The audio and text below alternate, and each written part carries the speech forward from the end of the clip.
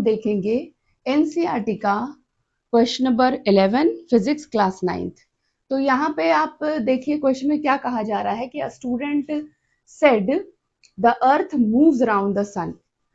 Consider कर लेते हैं, यहाँ पे हम सन ले लेते हैं और अर्थ, ठीक है, इसके अराउंड मूव कर रहा है, ऐसे ऑर्बिट बना लो आप, ठीक है, ये बन गया ऑर्बिट। उसके बाद कहा जाता है in this context discuss whether an object kept on earth can be considered to be at rest. अब मेरा ऑब्जेक्ट कहाँ रखा हुआ है? ऑब्जेक्ट अर्थ के ऊपर रखा हुआ है। तो पूछा जा रहा है कि ये रेस्ट पे है।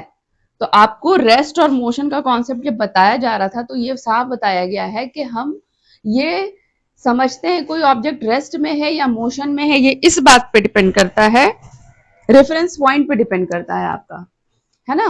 तो यहाँ पे जो अर्थ मेरा है सन के रेस्पेक्ट में, अगर मान लो हम रेफरेंस पॉइंट जो है सन को ले लेते हैं तो अर्थ मेरा मोशन में है ना। और अगर हम रेफरेंस पॉइंट अर्थ को ही ले लेते हैं, मान लो हम अर्थ है लेते हैं, तो रेफरेंस पॉइंट मेरा क्या है, मान लो अर्थ को लेते हैं तो ऑब्जेक्ट अर्थ पे रखा हुआ है तो ये रेस्ट में है ना। तो ऑब्जेक्ट का रेस्ट में होना या मोशन में होना इस बात पे डिपेंड करता है कि मेरा ऑब्जेक्ट का हम रेफरेंस पॉइंट लेके आ रहे हैं, वेदर इट इज अर्थ को हम कंसिडर कर रहे हैं या सन को कंसिडर कर रहे हैं। तो हमें यही डिस्कस करना था ना कि in this context discuss whether an object is kept on earth can be considered to be rest. तो रेस्ट किसके रेफरेंस पॉइंट पे रहेगा? रेस्ट रहेगा अर्थ के रेफरेंस पॉइंट में।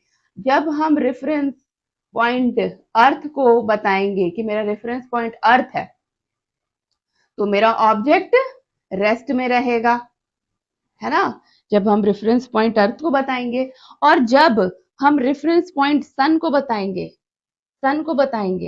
तो ये मोशन में कहलाएगा।